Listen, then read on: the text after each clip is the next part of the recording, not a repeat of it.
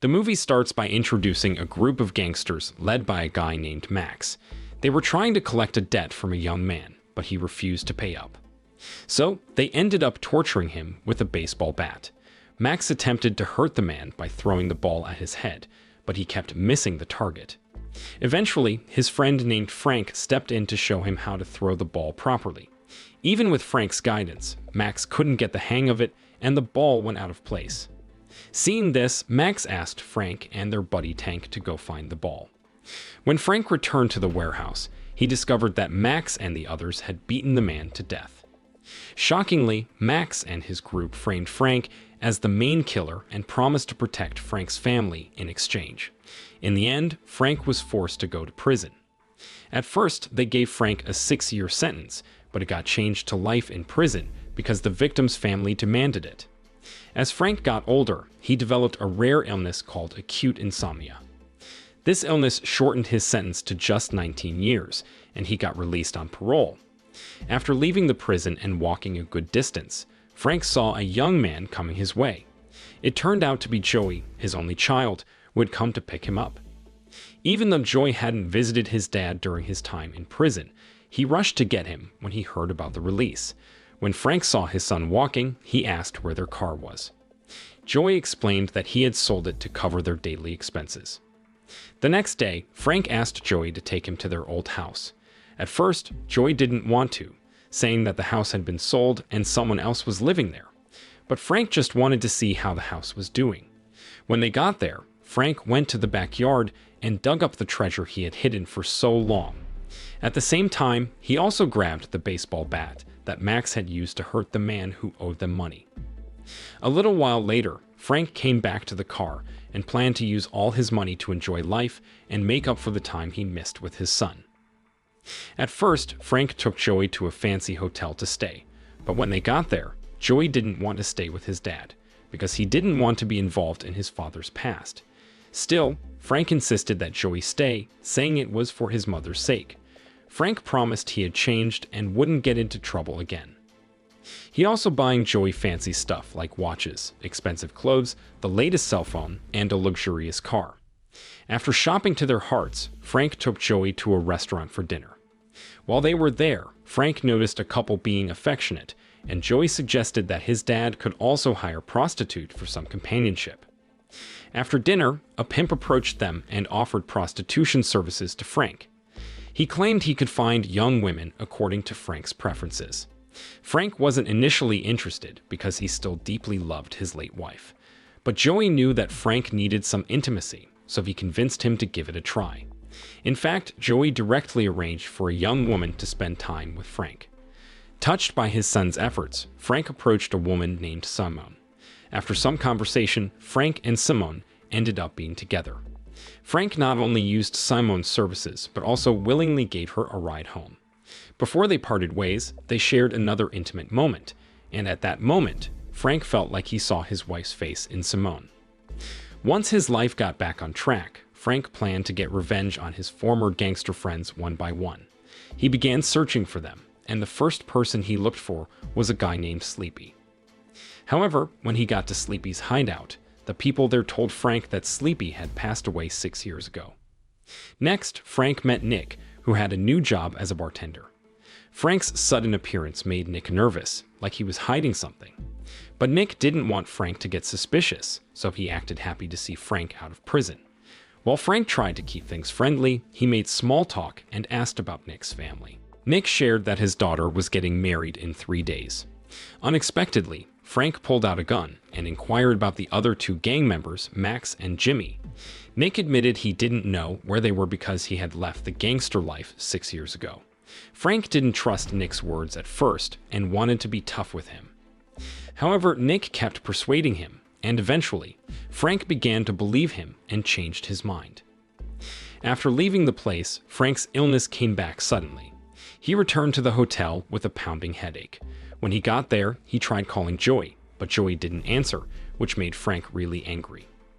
A little later, Joey suddenly showed up and asked why Frank was yelling early in the morning.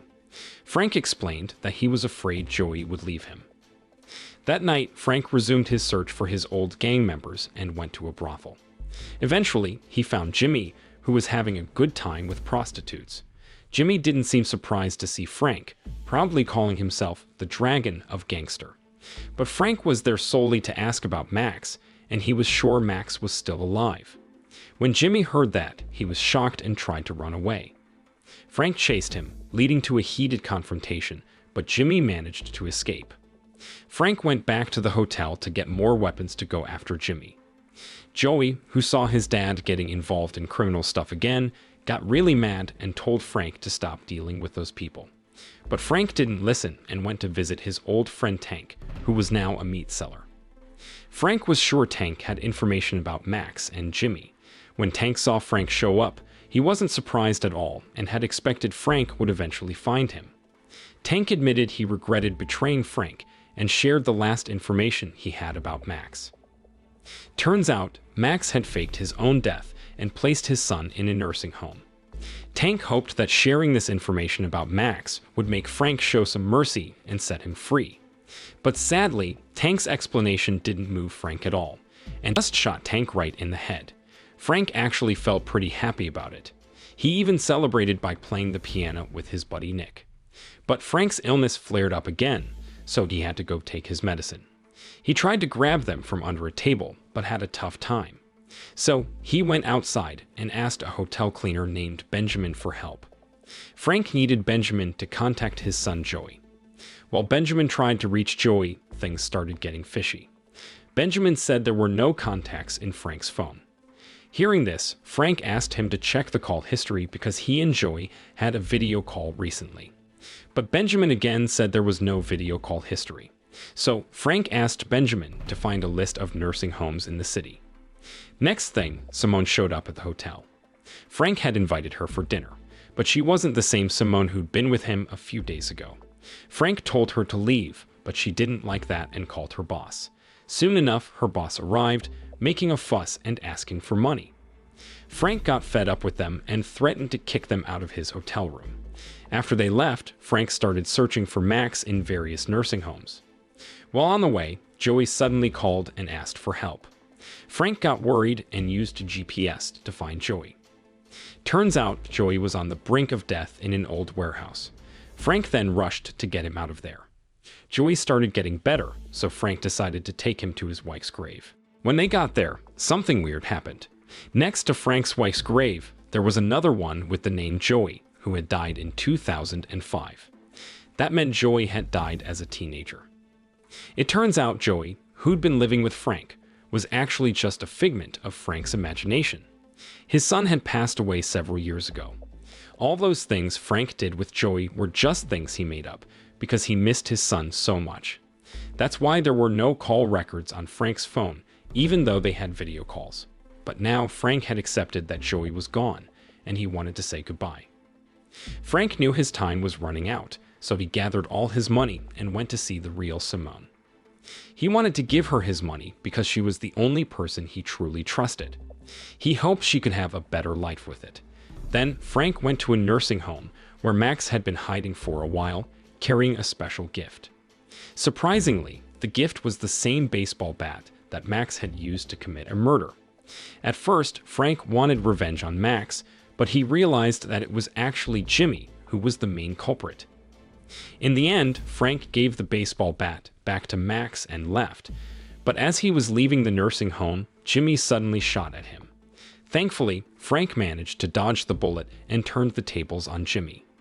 After dealing with Jimmy, Frank went to Nick's daughter's wedding reception. Nick didn't expect him to show up and threaten his daughter. Frank was there to avenge Joey's death because Nick, who was Frank's friend, had killed Joey.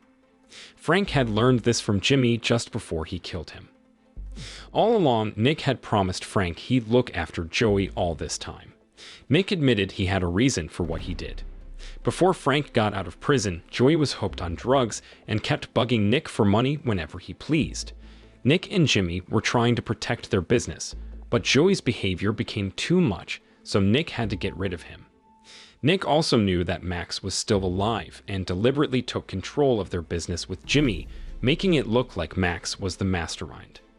When Frank found out about all Nick's betrayals, he thought about shooting him but changed his mind. As Frank was leaving, Nick shot him in the shoulder, but Frank kept walking away. Frank's condition got worse, and he reached the church door, where the police had been waiting for him.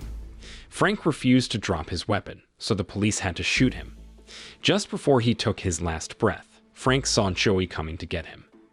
Even though he had to die like this, Frank seemed happy because he could finally be with his son, and that's how the movie ended. Moral lesson from the story: if you're looking for love, don't take relationship advice from a pimp, or you might just stumble upon your imaginary child in a brothel.